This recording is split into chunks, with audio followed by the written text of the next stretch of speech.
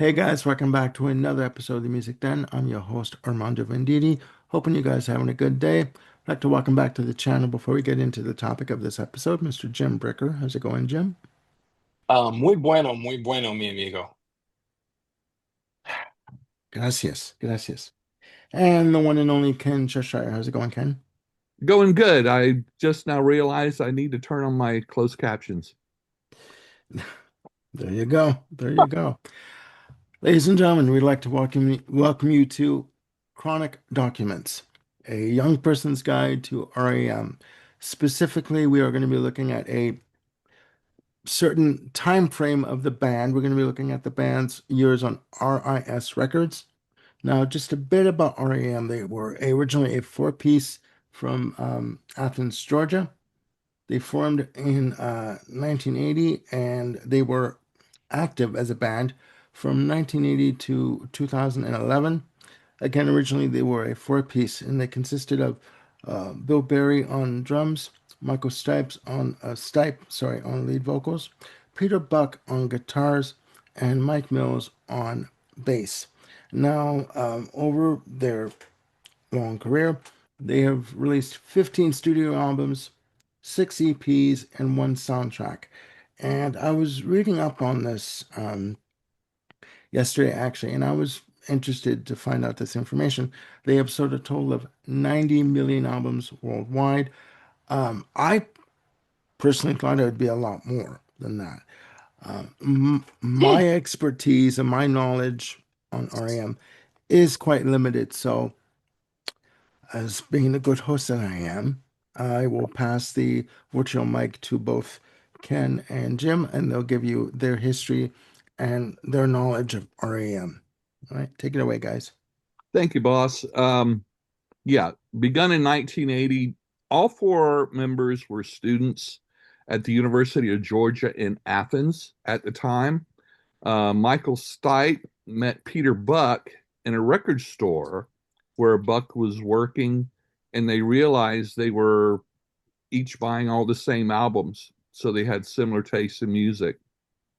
Um, After that, they met Bill Berry and Mike Mills, who had been playing together since high school.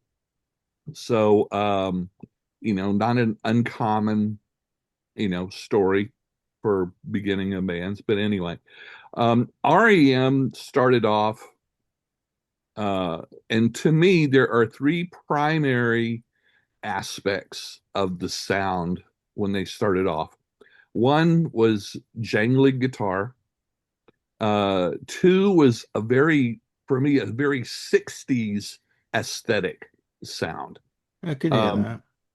because Peter Buck used Rickenbacker guitars primarily, and which really goes back to that 60s sound, and also just really high energy um, without being, without not quite punk, but that post punk high energy kind of long hair shaking back and forth. Anyway, um, so yeah, they formed in 1980. Um, they played around Athens, uh, and in 81 they released their debut single, "Radio Free Europe," on Hibtone Records, an independent label there, and started getting a lot of college radio play. College radio was really in its infancy at that time, um, and formed its own genre of music, actually. Um, I know at the time I discovered a lot of music in that genre when I was at Florida State University, and the only place I heard it was on WFSU radio. So yeah, that's not just a term. That's literally the way it was at the time. So they started. They were still a regional band at the time, except for the college radio play. Then, in August 24th, in 1982, they released their EP Chronic Town on IRS Records, which was their first record label.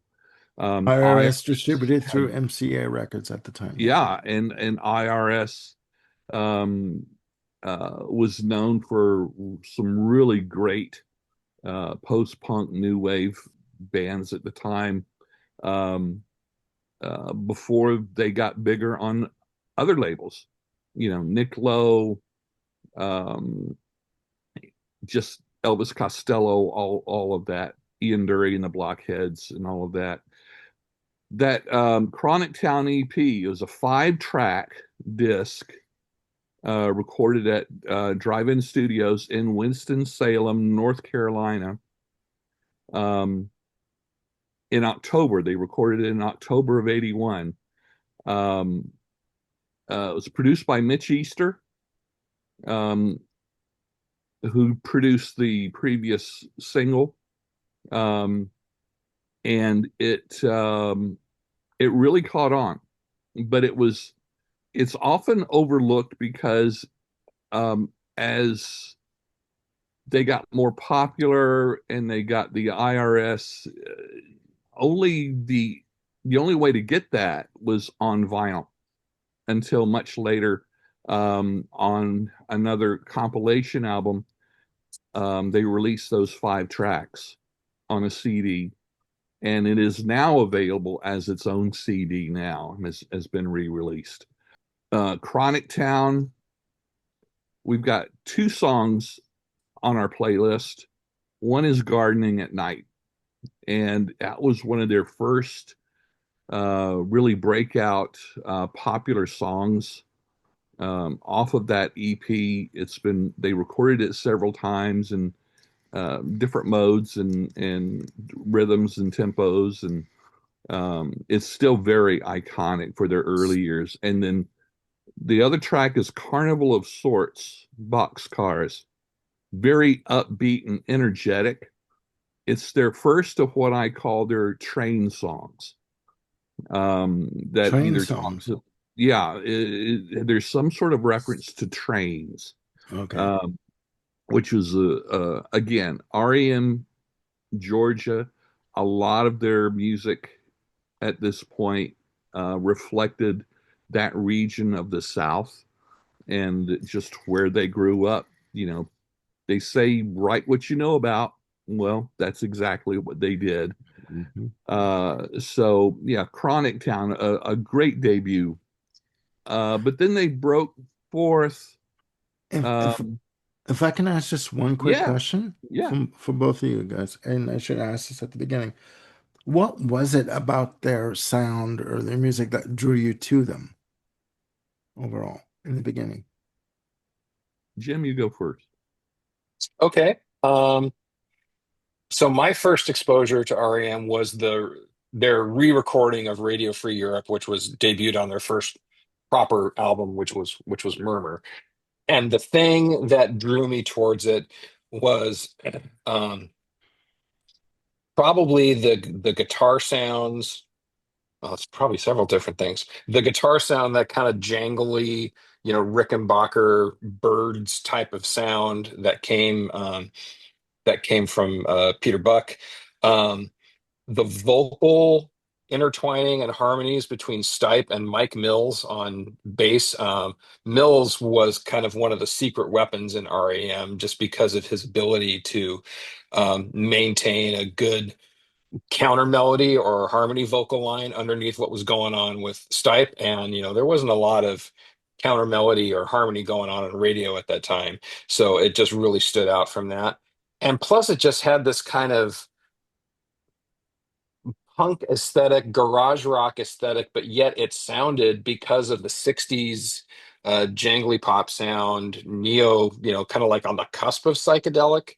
And just with the melody and the harmony there, it just stood out. It stood out like a sore thumb. Okay. It on in the San Francisco Bay Area where I grew up, we did have stations that kind of tended towards, modern rock, and they were first pushing like stuff that came over from Britain, all the new wave stuff, your Elvis Costellos and XTCs and Squeeze and stuff like that. And REM kind of fit right into that niche really, really well, and stood out amongst their peers of just being really, really distinctive. Okay. Okay. Ken. Yeah, for me, a lot of the same thing. Um, the jangly guitars and the '60s aesthetic, as I call it, that '60s sound. Um, I remember I was in junior college at the time, and I was at a friend's apartment, and we're all just sitting around talking the crap, and they had the CD in a boombox way over to the side against the wall, plugged into the wall, and it was turned down fairly low. But I remember sitting there, and my ear just kept being drawn to that sound, that overall sound, and to the point that it's side one finished playing and said, someone turned the cassette over. And so I jumped up. So it gave me a chance to see what it was and, logged it in my memory and saw it right after that. Yeah, that's what this one thing that I just love about this period. It has those two elements. Um, You see, and it just really appeals to my ear because I love mid to late 60s music. Like Jim said, a little bit of psychedelia, the Rickenbacker guitars, and all of that. fair enough. You see, and I'm just going to put this out there. Like for what turned you on to REM, the fact that they stood out to you with the guitars and stuff, that's what turned me on to Queen at the time when I was Okay, 12 years old. Is that to me, they stood out. Yes, they were an established band. I knew of them, but I didn't really take stock or take notice of them overall.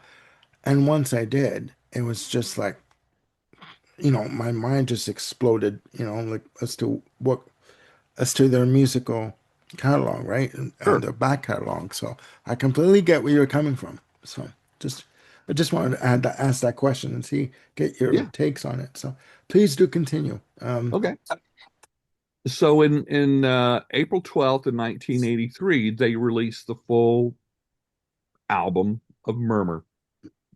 It was I didn't realize it, but I read that it was acclaimed for its murky production and cryptic lyrics. Uh, I've never heard that I think it said was about. acclaimed for a lot more than that, Well, yeah, But but uh, Well, I gotta say, I personally didn't find the production murky. I well, can understand the cryptic lyrics because you can't understand what he's singing. I will say that a couple of the tracks, or maybe three, two or three or four, do sound kind of lo-fi to me. Okay, In terms of yeah, their, stripped down, yeah, yeah, like so. I get where they're coming from with that description, but yeah. please go on, go on. I think the the, interesting thing also that Rolling Stone named it Album of the Year ahead of Michael Jackson's Thriller, Well, thank which, God for that. Go on.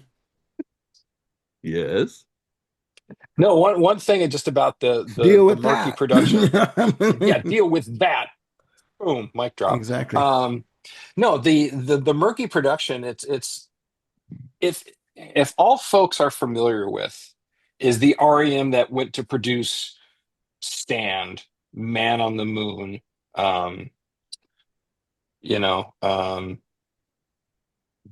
Losing My Religion, other songs like that Orange came later Crush. during Orange Crush. Orange Yeah. Crush, yeah, stuff from their like Warner Brothers years. Yeah. Then yeah, this definitely sounds lo-fi, and it definitely sounds like nothing like what was to kind of come on those later Warner Brothers years. And um, maybe we'll save sort of the comparison and contrast between the IRS years and the Warner Brothers years towards the end. But I just sorry, Ken, wanted to throw that no, in there no, before Murmur. no, you're right, and actually, that's one of the reasons I like this so much.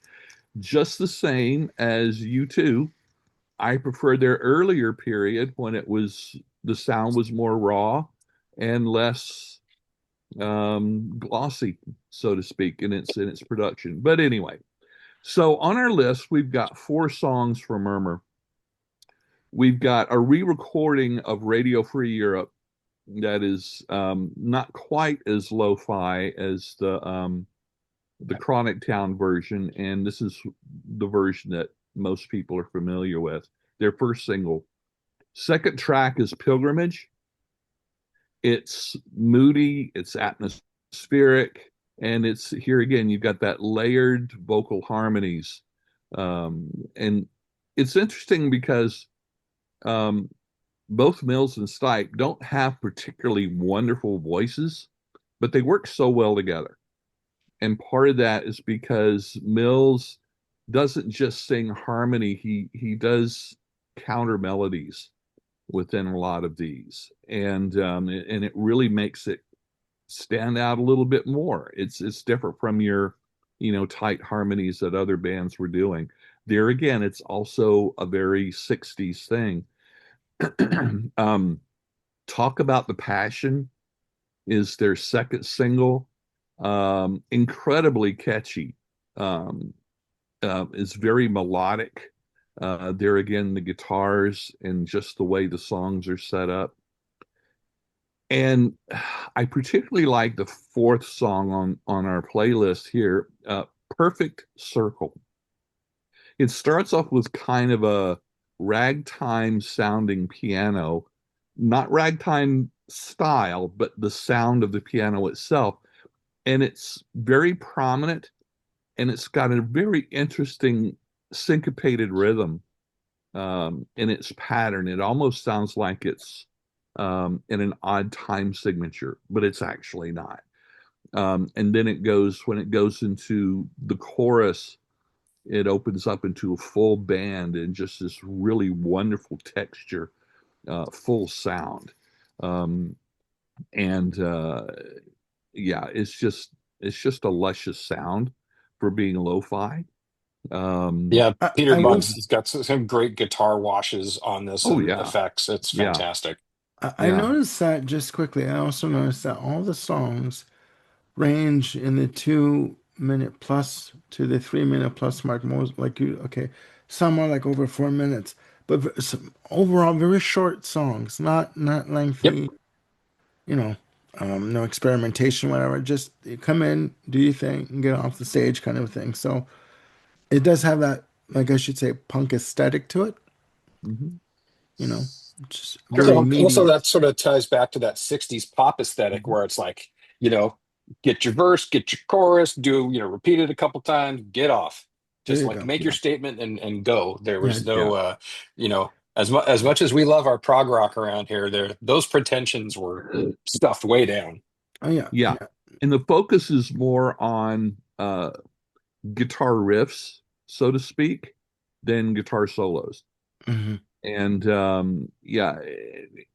for a band, one of the things I love about the band is they didn't do a whole lot of dubbing as far as the guitar work. I mean, what you see is what you get, and for only three instruments being played generally at any given time, it's a very full feeling. And so I got to see them early on, not quite this early, but I think it was about 1984, I think. Very small venue, and it's like, yeah, that's exactly what they sound like. So I really do appreciate it. So yeah, Murmur if you count that as their first album, it's one of my favorite debut albums as far as I'm concerned. Yeah, no, a very interesting list overall. I was able to listen to this within 90 minutes, ladies and gentlemen. Over like just I sat down and just plopped on the headphones and just ran through the list, and it's like, okay, and I get the appeal of it. Yeah. Uh, you know, um, And the thing is, it's one of those bands that to me it appeals to my ears so much that once I start listening, it's like before I know it, the album's done. It's yeah, like, you know, time flies when your ears are having fun. exactly. And So That's true. anyway, I'll just and then throw we this move out there. on. Yeah. I just throw this out there. They seem to be a band that basically did things on their own terms. I mean, yes, they were signed to a major label. Mhm. They were obviously asked for the hits, but they did it on their own way. They did it on their own terms. They weren't acquiescing to anybody at this point, or basically at all through their career, if Sure. you think about it. Um, but that's just my amateurish point of view as to diving into REM. So Well, and that was the thing about college radio. They were just them. You talk about the B-52s and other bands like that. It yeah, was they just took their influences and just did what the bloody well they wanted to do yeah, because they weren't trying to meet sales expectations yeah. from record companies. And this was still at a time like you're talking about the B-52s. You're talking about like songs like Rock Lobster and Planet Claire and Um, you were talking about like 1979, so this was still at a time where record companies would give the bands their bands on their roster a chance to find their niche or find their sound, right? Sure. Uh, Mhm. it's unfortunate, and then I'll shut up. But it's unfortunate that music like this, like albums like this today, would not fly. It wouldn't. I mean, if you don't come out with a hit within the first 6 months of your first release, you're gone, basically, right? Yeah. You're no longer on the label. So it's unfortunate. It Yeah. really Well, is. Well, the I'm not gonna. internet. Go ahead, Jim. I I was gonna say I'm not gonna let Armando shut up because I have a question for him. go Following for on it. to that, I If I have an based on what answer, we talked about before, no, that's not the answer I was looking for. if I have an answer, I'll Um, give it to you. Shut up. Chris, Go for it. um, based on our conversations before, it seemed like your experiences with REM were kind of more towards the, like early '90s part of the career. Okay, I'll tell you what my experiences were, but go ahead. Go ahead. So I was going to ask, based on those, experiences, the listening and the stuff from like, Everybody Hurts and Shiny Happy People and, Orange Crush and whatnot, is hearing this early part of REM kind of a readjustment, kind of a culture shock? No, it brought back memories Okay. because I remember Radio Free Europe. I remember South Central Rain, and we'll get into that. I remember um, the one I love. I and yeah, I remember that. I was Mhm. 17, so um, I'm not totally unfamiliar with REM, but I never dove into the catalog. Like I didn't do a swan dive or like bonsai dive into off the diving board into the lake of REM. Mhm. Um, I mean, my first full exposure to REM was buying Out of Time, the second Warner Okay. release, because barring Makes sense. the lead off track on the album, I'm not a fan of KRS-One. I'm sorry, I don't think rap belongs in that. Um, but the rest of the album I thought was just fantastic. I thought that, a little sidebar, a little side note, the two duets, Shiny Happy People and Me and Honey, I thought that they were just fucking fantastic. I loved Endgame, Losing My Religion, of course, the major hit. But I just thought that that album, aside from the lead off track with KRS-One, I thought that, again, rap doesn't belong with R.E.M. I'm sorry. Um, I thought that that was just majestic. I thought it was great. It was the one time I actually sat there and cried listening to an album like first go because it was just so beautifully done, and the melodies were there, and it was amazing. It was amazing. I unfortunately lost track of them after Mag for the People. And it should be noted that Bill Berry did leave the band in the early 90s after a health scare. He suffered a brain aneurysm after a performance, after a concert, and he took stock of his life and basically wanted to retire from the band and move on, which left the three core members of the band. But yeah, this reacquainting myself with the earlier stuff, it brought back memories for me. So, but Yep. please continue. We're on what track are we on? Perfect Start? No, no, no. South Central Rain, I believe we're on right Yeah, now. we're moving on to I think Reckoning. so. Yeah, I Yeah. think I stepped on something you were going to say though, Ken. So if you recall, Oh, please. I was just going to point out, Armando talked about, independent records um, and it gave bands a chance to really find their foothold. And today, the equivalent is the internet and social media. Yeah. Um, I listen to and watch YouTubers like Rick Beato who talks about discovering artists and whatever on Instagram. I'm not a big Instagram person, but apparently that is a very big platform for musicians pushing their, getting exposure. I would agree. And again, the earlier albums from like the EPs from REM, there was nothing like going to a record store Mm-mm, in downtown absolutely. Toronto and finding like yeah, in downtown Toronto you had like a lineup on Yonge Street you had a lineup of like four record stores, A&A's, Sam the Record Man, Sunrise, which is still there all these years, and Music World. And you had like you could go from one store to another. They were literally side by side in terms of the geographical location, and just go in and find these little gems, these little like Sure. independent records. And oh, this looks interesting. The cover looks interesting. Let me buy this. I want to hear this kind of thing. That that's missing today. Very much. That's gone, and you're never gonna get it back.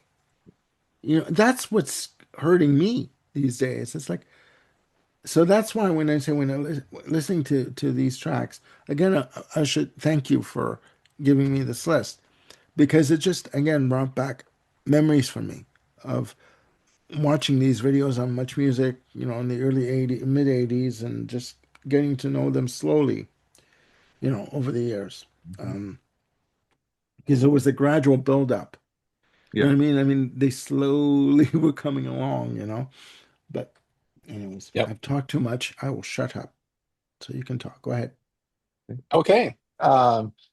Let's talk about Reckoning, their second major album, 1984. Same production crew of Mitch Easter and Don Dixon. This album is very much a almost a twin sister to Murmur in terms of the type of feel that's there. There's no radical departure here. It's sort of building and strengthening upon the form and what was established with Murmur. In looking it up on the interwebs, the genres that they throw on this album are jangle pop, alternative rock, post-punk, and garage rock. And yeah, it's like all those four terms, you can sort of pick and choose and apply them to the different tracks on here. I think, the four tracks that we picked here to put on the playlist really captures um, I think the only thing it doesn't really capture on this album is some of the slower tempo songs, things like Camera and like for Annalise, Time After Time. But the strength of these four songs is just undeniable. South Central Rain. Um, One of the really distinctive things about this song is that there's actually a part of the vocals that you could really discern what he's saying. That I'm sorry is this like clarion bell that kind of crashes through everything. And it's like Yeah. that's the hook of the song. Um, right there. It's kind of sad that they chose to call it South Central Rain because if people are going into record stores and asking for the "I'm Sorry" song, the people might go, "What? What are you Yeah. talking about?" Yeah. So there's probably they probably didn't do themselves any favors, but certainly their hipster cred went up with doing that. And it's got such a the thickness of the jangle pop and the garage rock in this song is just outstanding. Really, really love it. Pretty Persuasion is kind of cut from the same cloth, but it's even more rocking and urgent. Um, Really, really strong track, and you can kind of just hear the fun, coming off of this one. And if I recall correctly, this is one that really worked well live.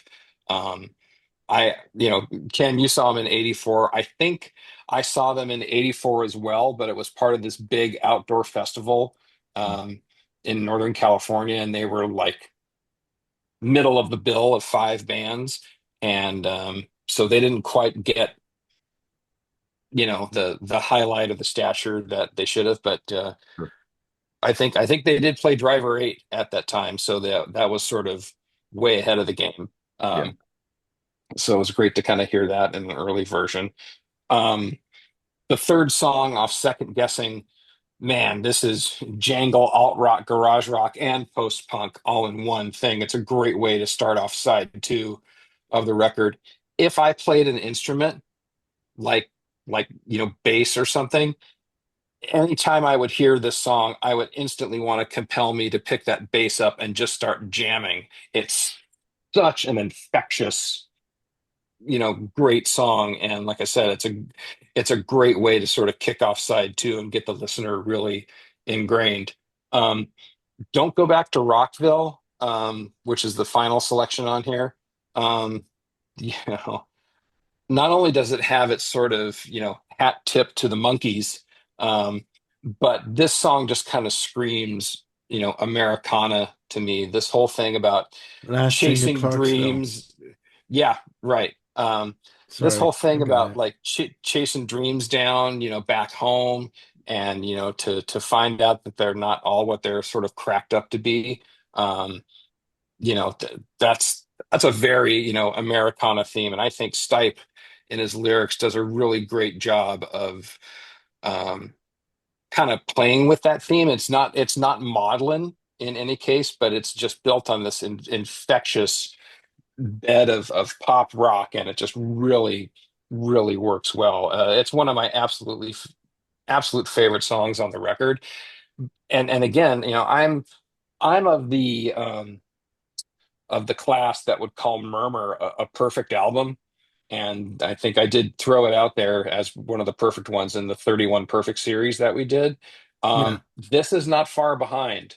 This is, you know, just bumps up with that same level of quality. Um, it's a twin sister. It's not too far removed from that bedrock and template that they built. So yeah, Reckoning is a very easy recommendation. Okay. Yeah, Mhm. very strong sophomore album. Um, where a lot of bands have a great debut and they fall off on the second album, and the third album ends up trying to be almost like a comeback. This doesn't suffer from that. You got South Central Rain and Don't Go Back to Rockville, which, I mean, South Central Rain, I always picture the video in my mind. I'm picturing it right Always. now as you're mentioning it. Yeah. Yeah. Yeah. With him And at the so mic those and two, yeah, and those two have um, uh, harken back to their Southern country roots, yeah. especially Don't Go Back to Rockville. And then, yeah, Pretty Persuasion and Second Guessing. The guitar parts, especially, are incredibly, and as you said it, Jim, infectious. Mhm. Just absolutely, so yeah, this is a perfect sophomore album. Yeah, I think a lot of sophomore albums kind of suffer from, all right, let's take the leftover stuff we did with from the first album that wasn't quite good enough and try to fashion it into something. Mhm. And this is just, it's not a retread. They're just, again, hit the ground, boom, fantastic Yeah, stuff. yeah, Yeah. To me, it just seemed that with each album on our, I can't even say the name of the label, IRS. They just it sticks in my throat. I can't sing. Um, but it just seemed that they were going from strength to strength in those early releases. Like they were the trajectory was there, you know, um, in terms of the albums. But that's just my, amateurish viewpoint of Makes sense. looking at the releases. So yeah, yeah, no, it's true. And one of the great things about this period is they were, boom, one album a year Yeah, throughout this Oh whole yeah. period. And so, album tour cycle. Yeah, yeah, yeah. yeah. And so, anyway, which moves us to 1985. We've talked about this album on the channel before, Fables of the Reconstruction. Um, Recorded in London, interestingly enough, but here it is. There's a lot of the southern aspect in this album, in a more darker gothic tone, which you wouldn't pick up on unless you were actually listening close to the lyrics, because it's that gothic tone is not in the music so much as it is in the lyrics. And on this album, you can hear and understand the lyrics a lot better than the first two albums, and which I think maybe I often wonder, is it because of just a different producer, or was it because Michael Stipe's lyric writing was improving so much? Maybe it's both. Maybe he Because, just also Could felt be more confident. a yeah, yeah, combination. and also because on the early songs, earlier you go, especially when you go back to Chronic Town, you don't understand very much of the lyrics, and if you look them up, you're going, huh? Exactly. There's almost no story or through line or whatever. It just sounds like word salad. But now we're really getting into some really good lyric writing from Stipe. Hmm. Um, we open up here with Maps and Legends.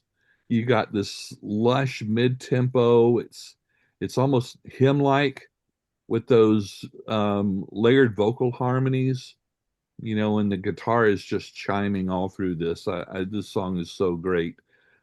Um, Driver 8, which is one of my all-time favorite REM songs. This is another one of their train songs. Um, good. It's interesting how songs like this that have a mid-tempo, but they just have a feeling of being more up-tempo.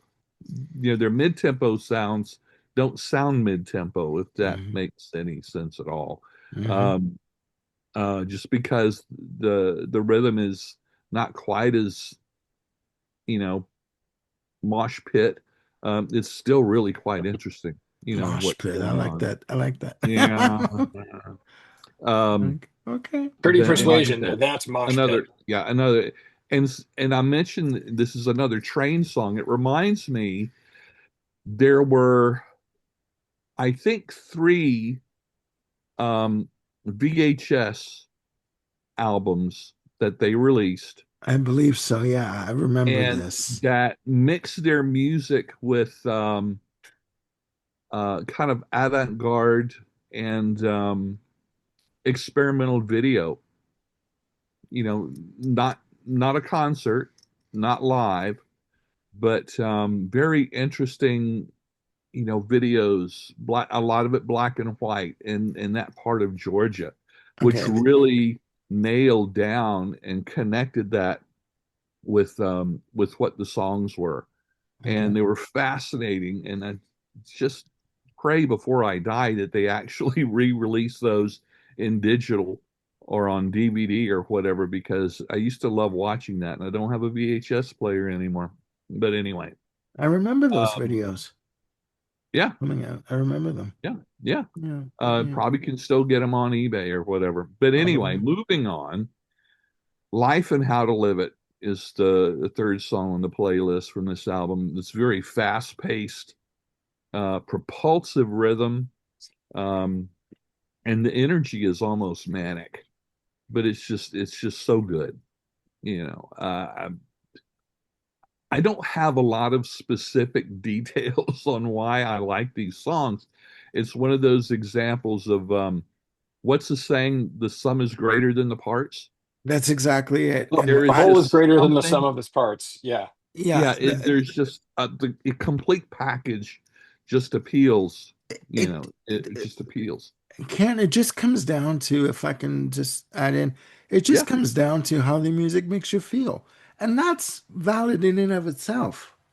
yeah, and No that's the hardest. justification needed. Yeah, and that was the Sure. hardest part of putting together my notes for this video, Yeah. because I could turn this video into a 5-minute video saying, "I love it. Listen to it. Thank you. See you Okay. next Good video. Have a good night. night, Yeah. Good folks. night, everyone." But anyway, Stand by for um, the extended version. Go on. Go on. I mean, go on. Go on. director's Exactly. cut. Yeah, The exactly. Steven Spielberg's cut. Okay, go on. the fourth song off this album we have is Kohoutek. This is it's slow burning and very melancholic. Um, it's subdued. It's got really spacey arrangement. It's named after the comet, of course, and I think it deals with romantic disillusionment. I think that's what comes to my mind, or even cosmic fate. I don't know. Yeah. It's sad. It's drifting. It's very emotionally raw, um, which, yeah, this and Driverator absolutely, and Maps and Let here again. I love all four of There you these go. so much. Ah, but yeah, Fables of the Reconstruction, in many ways is, um, as far as their songwriting, as far as the lyrics, and even production at this point is a high point during this period. This is a peak that again carries over into the next album also. Um, it's almost like these first four albums are uh, would work well as two double albums, Yeah. so which leads me to believe that there's a good chance that they were writing songs faster than they would record them. So therefore, Probably. there is this chronological connection between various albums, because it's like, okay, we don't have enough room to put this song, so we'll save it these songs for the next album, There's and no it doubt still that this has was the a same. furtive there's no doubt, sorry, that this was a Yeah, really furtive period, like really creative period for them. Like they were like just churning them out like crazy in terms of the yeah, songwriting. So and they were constantly touring, yeah. which Yep. when you're constantly touring, you're in a bubble, so it makes sense that it wasn't until after, when they started slowing down from touring, that their sound and it kind of broadened at that point. So, which brings us to 1986, right, Jim? It does bring us to 1986, Ken. You're absolutely correct. This is the period where from July 86 through September of 87, they popped out three albums. One was a kind of a clearing of the closet, and we'll talk about that one next. Um, but yeah, Life's Rich Pageant dropped July 28th in 1986. I remember that. We talk a lot about like bands doing 180s. This isn't quite a 180 from the album before it, but it's pretty close. So the first two albums, you have the production team of Don Dixon and Mitch Easter. For Fables, where they went to London to record, the producer was Joe Boyd.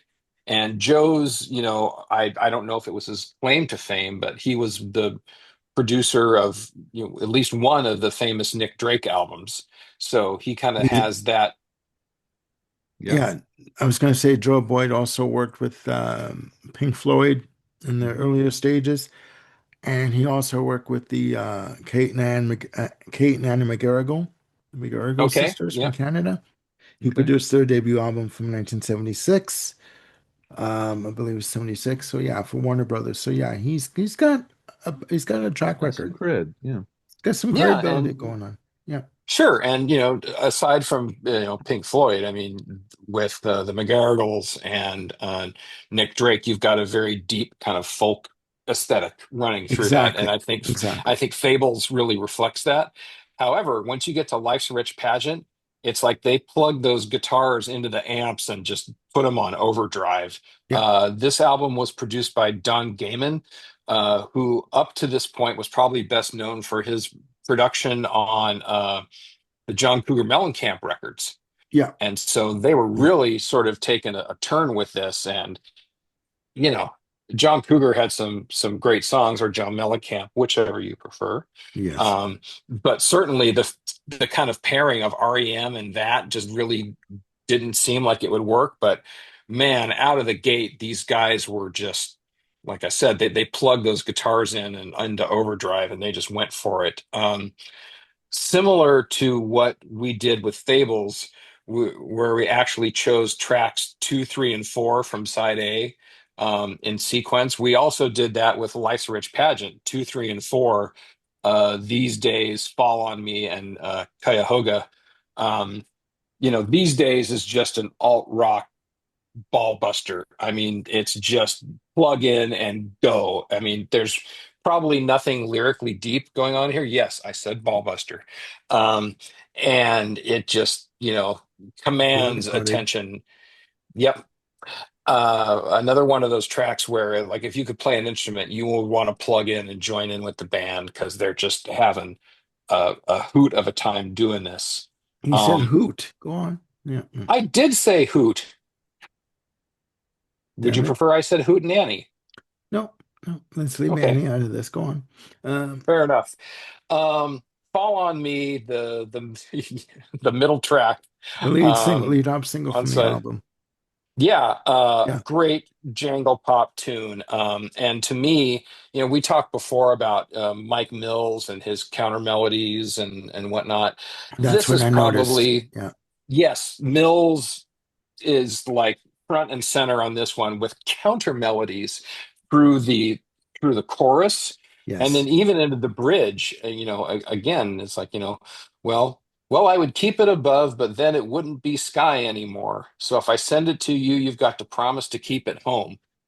I have no idea what that means, but it sounds beautiful behind those chiming Peter Buck guitars. It's just drop dead gorgeous. I will say that this is the first song that I really noticed the melody, counter melody with regards to the vocals on the choruses. And it real this song really hit me hard when I first heard Mhm. it back when I was Yeah. 17. It was just like, my God, okay, like, all right. Yeah. Yeah, this was, I think Stipe calls this now his kind of general oppression song. Um, it was, I think, no, sorry, I'll scratch that part. It's not just about environmental harm, but it's kind of come to sort of represent, any crushing burden, whether it's physical, societal, whatever. And Yeah, so emotional. Yeah, that, yeah. yeah, that burden, you feel it, that cry of fall on me over and over again. It's like, wow, this is really something burdensome going on here. Yeah, yeah, you um do. Cuyahoga, the next track is um mostly written by Mills and Barry, the rhythm section, and it really sounds like it because Mills' bass is front and center in the melody. I mean, Peter Buck's guitar is really just kind of more keeping rhythm than anything else. This to me is the kind of the cornerstone of the album. It's like everything sort of hangs together from here. It's as strong as These Days and Fall on Me are. Cuyahoga is this whole other thing. Um, up to this point, I would say that REM songs, they were fairly predictable, but not in a bad way. It's like you can kind of get the template that they're following and going there. With Cuyahoga, it's like they began to sort of spin out from that.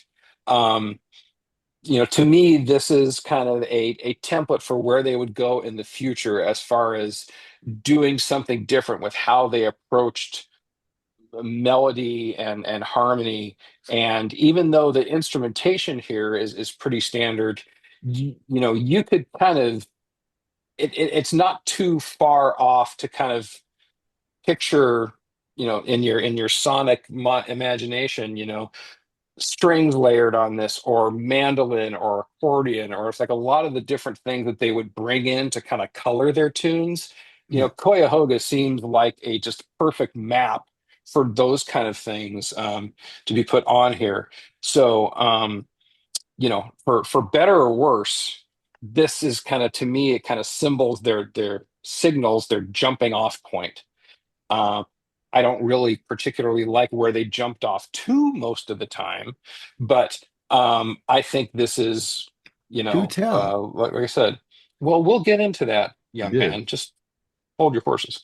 Yeah. You call me young Uh, man. Thank you. Go on. you are the youngest one here, are you not? I know. I know. I know. I know. Just yeah.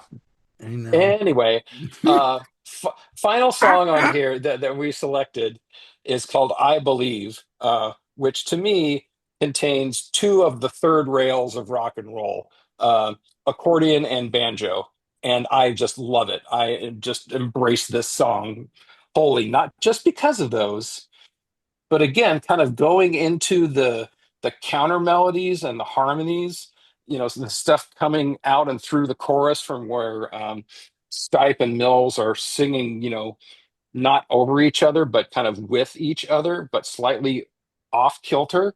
Um, Okay. just makes for a truly stunning song. There's a line in here. Again, this is another album where you can actually understand most of what Michael Stipe is singing. Um, there's a line here called "Trust in your calling, make sure your calling's true." That line has just always struck me as being at once sort of very supportive, but also kind of like have it be a warning as well. It's It's like, cautionary. Yeah. It's it is cautionary. cautionary. I have no more to say. I don't believe it, but Go on. Okay. yeah, and this to me, this album continues uh continues the whole aspect of the South in so many, and I keep harkening back on that because I grew up in the South. Um so so many of my relatives grew up and are still in Georgia, so it very rings true to me. Just like I would imagine a lot of um, rock and pop from California bands, and that aesthetic of is in Jim's DNA also. But so yeah, it's we're kind of proud of the homeboys. Um, so part of that period, like you said, three albums. They released in 1987, in April, a collection of rarities and B-sides, and it's called Dead Letter Office. And uh, rarities, B-sides, it also features several cover songs by um, particularly Velvet Underground, Aerosmith, Roger Miller, and others. Roger They Miller. also you can find it Yes. on the interwebs, um, and I think it was probably recorded.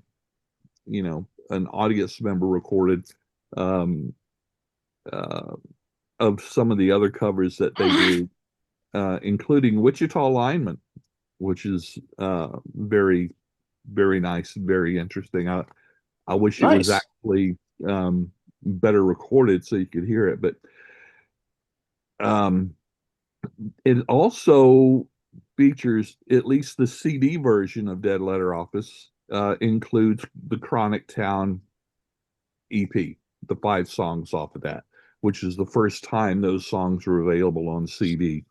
Um, so that's one of the reasons to upgrade from your vinyl to CD. Mhm. Dead Letter Office is got some really good stuff on it. The first one on our playlist is called Crazy. It's a B-side to Driver 8. It is a cover song of one of their fellow bands in Athens called Pylon. Um, I recognize the name Pylon, but I honestly, without looking it up, I couldn't tell you, a Okay. song, but it was Okay. part of that movement in Athens during the early 80s.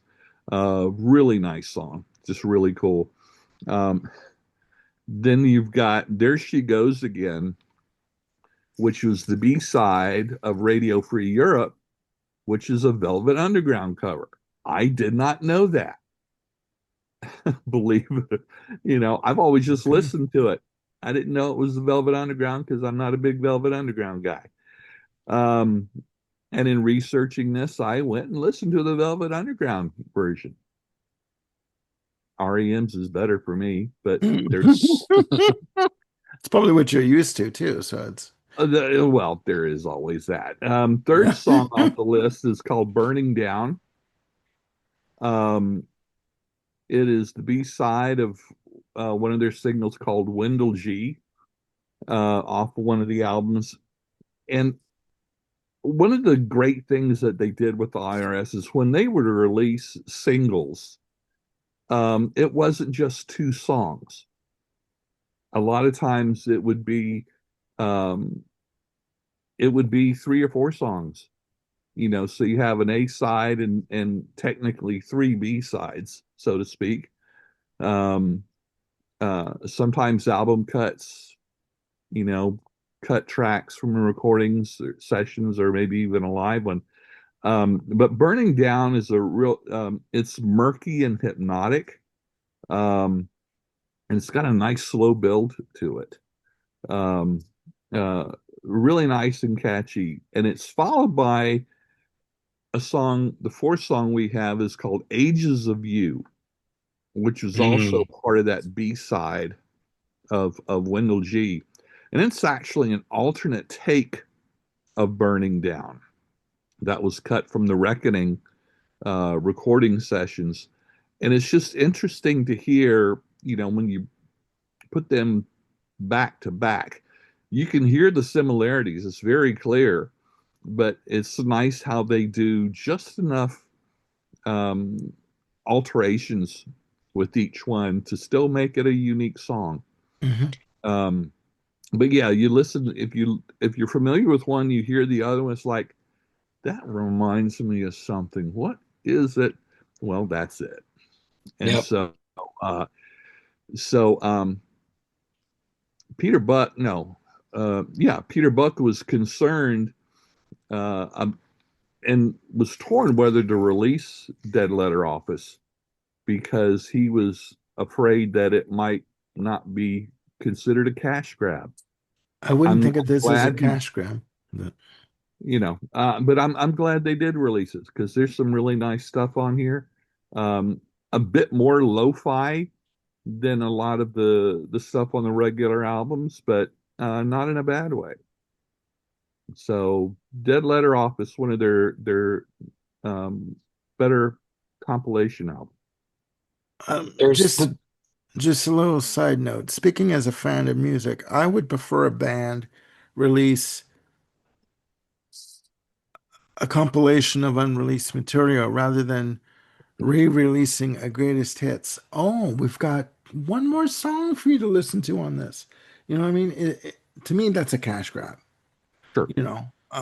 But I hear what you're saying. I don't see it. I wouldn't see it as I wouldn't see this compilation as a cash grab Yeah. myself.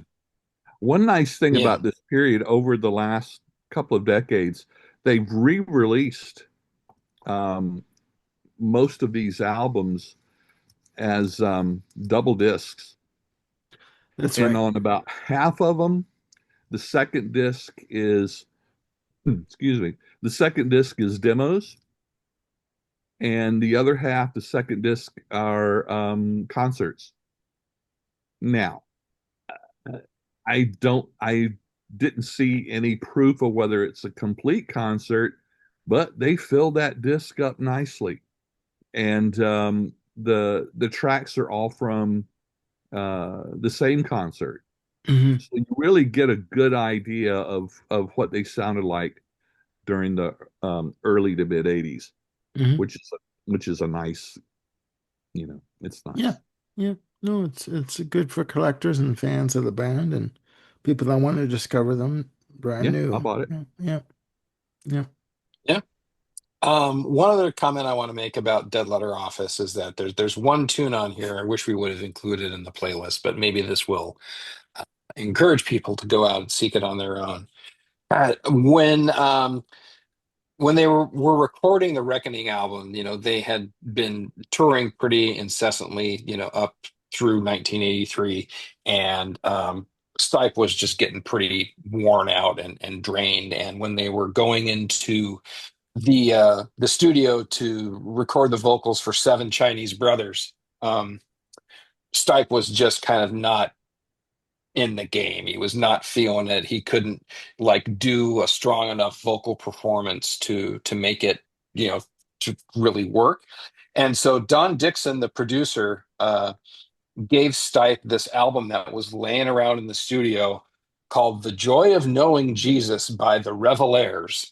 It was a gospel album from, Lord knows what year it was. So it was probably some regional band there. And he encouraged Stipe to sing the liner notes from The Joy of Knowing Jesus, to kind of warm his voice up. And it's they ended up releasing it as first the B-side to South Central Rain called The Voice of Harold.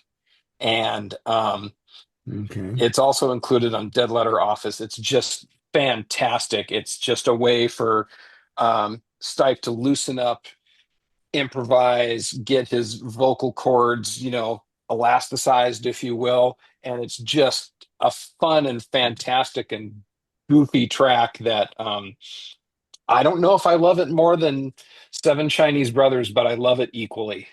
Interesting. And that is a teaser. Go listen to Seven Chinese Brothers and Voice of Harold. Outstanding Okay. stuff, says I. Which I guess will take us to the last album that we're going to cover during their IRS period. This is their last album on IRS, and this is Document. This was released September 1st of 1987.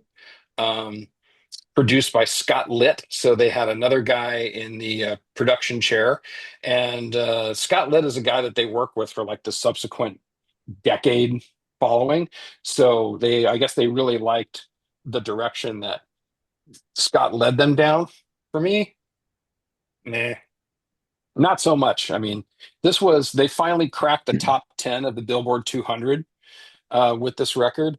And, like I said, this is where REM sort of began to lose me. They began to lose that, that the predominance of jangle pop, and there's just something with the lyrics where it became less sort of southern gothic moody into more sort of I don't know, making a statement sort of thing. And that, for me, that grows thin pretty quickly. It's not like REM became exclusively a political band, and it's not like the politics were free from their earlier albums, but they kind of it became more highlighted. And where you have, a song where it becomes more political or social commentary. You still also got songs like, frickin' Shiny Happy People and Man on the Moon, which don't really have anything to do with politics per se. But it's just the general vibe that they started to go towards. And that was, a disappointment to me because I really loved Life's Rich Pageant, still love it. also really love Dead Letter Office. And I guess one of the things that Scott Litt brought to this record sonically that really changes the game is that it just became more of an 80s sheen over REM. I mean, not like it sounded like a Prince record or something like that, but the amount of like reverb, echo, delay, just kind of a polish on things, that Okay. garage aesthetic began to sort of go away. And again, Joe Boyd, when producing Fables, got rid of some of that garageness, but it was still there The underneath, essence even was though still you had there. this, yeah, you still had the folksy, polish on it, but that garage band feel was still kind of behind everything. And this is the album that includes the one I love, which is a catchy AF tune. I'm not going to deny it, but boy, does it kind of get tired over time. Um, End of the World as We Know It and I Feel Fine is also on this album. Um, Ken and I chose Disturbance at the Heron House and The One I Love to kind of represent Document. And they're both, they're both really good tunes. Like I said, The One I Love is catchy as all get out. And it's Disturbance FM at the Heron gold. House. It's Yeah, radio gold. Yeah, it is. It is. It's there's undeniable. Um, absolutely. but But yeah, to me, this is the point where REM, begins to lose the plot for me. For me, they I kind of lost all hope with the album Monster, which came out in 95, 94. 90, Um, yeah, and it should be said after document they left IRS due to their dissatisfaction with being with how the albums were promoted by IRS and MCA, the parent company, and they signed a deal with Warner Brothers, and they would release Green in 1989, I believe, with songs like Stand and Orange Crush. And it's got to be said, in the grand scheme of things, when they first signed with Warner Brothers, everyone was like, oh my God, this major deal with Warner Brothers is so lucrative. It's got to be said that Warner Brothers, in the end, apparently did take a bath with this deal with R.E.M. They did not reap the benefits of the sales for the albums that they released through Warner Brothers. which is pretty amazing to hear because even the Yeah, subsequent albums to Green, Out yeah, of Time and Automatic for the People, yeah. monster Ma albums. Massive, massive. You know, but yeah, I was surprised to hear that too, because I was reading up on the band, and yeah, the deal with Warner Brothers, and this guy be said too. Warner Brothers at this time was re-signing artists like Madonna and Prince to like $100 million deals, and they didn't reap the benefits. Their sales fell short as to what they were hoping for, and yeah, yeah, it kind of readjusted how record companies would approach signing acts from then on, right? But I digress. I digress. Okay, but it is No, what it's it all is. it's all really relevant to the REM conversation because it really sort of affected, the direction of their music and kind of what they were. I don't know if the times changed REM or if REM kind of helped shift the times a little bit. Um, but I for me they became a different band, you know, with 1987 on. I kind of my personal take on it. I kind of feel that from album like from the EPs and Murmur, they were sort of everyone's secret band, like they're my band, right? This is my band. And then as they became more popular, they lost I guess, that appeal to people. Like this is no longer my band. This is everyone's band, right? Yeah. They became popular. They were in the spotlight. The secret's out. Yeah, the secret's out, and they've I kind of feel that maybe REM maybe kind of went somewhat with the trends of the time when they signed to Warner Brothers. Do you know what I mean? Like they tried to keep up with the trends, and a lot of bands were like that. I mean, Queen looked like that, were looked as that in terms of the '80s, and Kiss, and all these well-established bands. They kind of sort of were looked at as trying to keep up with the trends, and I think REM to an extent did that with Hmm. the Warner Brothers years. So, Yeah. um, Well, music goes in Having said, cycles, so I go ahead. go and Ken.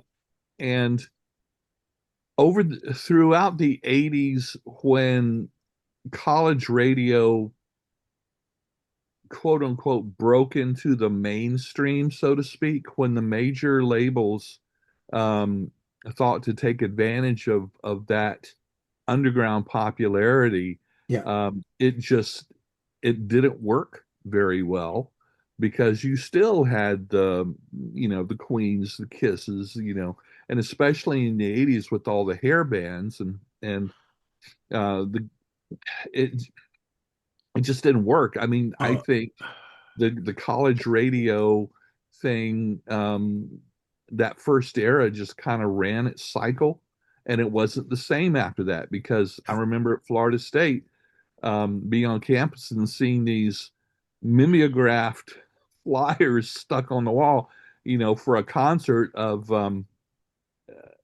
other radio bands, yeah, Psychedelic Furs, and I'm like going psychedelic, and you could see them. They wouldn't even be in the auditorium; they'd be in like the largest classroom on campus. yeah. Um, and that college radio. It's like, yeah, these are our bands, these are our artists, and Yeah. Yeah. underground without being in a good way. And because that's the way Underground. I've always been. Yeah. I call it, sorry, underground with a melodic sensibility. Yeah, but And REM is one of those bands, just like U2 and several other artists. I loved them before they got famous. yeah. Then when they Hmm. broke out, it's like, okay, yeah. And it's not that I didn't like them because they were famous. What they did to break out, the changes they made, and we talked about this with U2 and I Tongue Baby, it just didn't appeal to me anymore. And Hmm. so, Yeah. uh, but if people really like our playlist and they're interested in this area of REM, in 2006, EMI and IRS Records released I Feel Fine, the best of the IRS years. And it came in two primary formats. There's a single disc of 21 tracks that covers this period very, very nicely. There's also a double disc version, which is that original first track and a second track of another 21 cuts, which includes demos, B-sides, live cuts during that same time. Okay. And I would recommend the two disc. They also released a third version, which was the two disc and a video. Hmm. But I don't think that was ever released on anything other than VHS, so that's probably hard to find. Okay. But yeah, All right. I wish that whoever has those old tapes would re-release all these videos. I've downloaded as many off of YouTube as I could find. Yeah. Yeah. No, it's true. It's true. Um, Unfortunately, the only thing that is constant is the fact that time changes and evolves, and people move Indeed, on, and bands evolve, and they move on, and they break up, and they get back together and do, indeed, but there is always that one sort of pocket of time where a band, I'm speaking from my opinion, where a band has its potency. True. And you can, unfortunately, most often than not, you can't recapture that potency. Right. You can try, but Yeah, it's the it's perfect very storm. rare. It's where the It is. band is and the time, in the It audience, is. everything just lines up just right. It is. Hmm. All right, ladies and gentlemen, there you have it. Uh, Chronic Document, a young person's guide to R.E.M, the IRS years. Uh, Hopefully, you've, you know, if this is new to you, hopefully you've discovered new music to listen to and get into and like and go out and spend money on albums that you don't have yet. If this is a revisitation of music that you've grown up with in your teens, like myself, and this brings back memories for you, please enjoy and relish them and love them and just be happy that you have them. You know, for me, that's what this experience has been about. And I want to thank Jim and Ken, otherwise known as Frickin' Frack, for coming along with me and discussing their memories of these tracks and albums. And yeah, we hope that you enjoy this episode. And please put down in the comments your memories of R.E.M. from the IRS years. Should they have stayed with IRS? Should they have moved to Warner Brothers? Did they lose their potency or their message when they moved to Warner Brothers? Some people think they did, some people think they didn't. It's, it's all relative. Everyone has their opinion. And yeah, this has been quite eye-opening for me. And again, we want to thank you for watching. We are working on more ideas for more shows, and I'm going to advertise this, guys. We are working on a series for September called Going for the One, where Jim, Ken, and Bill Schuster will be joining in, and they're going to be talking about their favorite debut albums. Hence the title, Going for the One. And it's going to be, while we're working on formulating the idea, the premise for the show in terms of the content. So we're firming that up now, and it's going to be coming to you in September. Please stay tuned for that. We're looking forward to it. I know I sure as the hell am. And it's going to be fun. It's going to be Yeah. fun. It's always fun when you've got the four of us on one show. It's going to be hilarious. Right? So please stay tuned for that. And Hilarious. we've Yeah. got more show ideas. I'm going to be doing more episodes of Supergroup Spotlight. Um, and that's coming up very soon. So please click like and subscribe. And again, hit the notification bell to keep yourselves on top of any new content we've got coming up. So for Frickin' Frack, Jim and Ken, I'm Armando signing off. Please look after yourselves and one another. And we'll see you soon on the Music Den. Bye for now.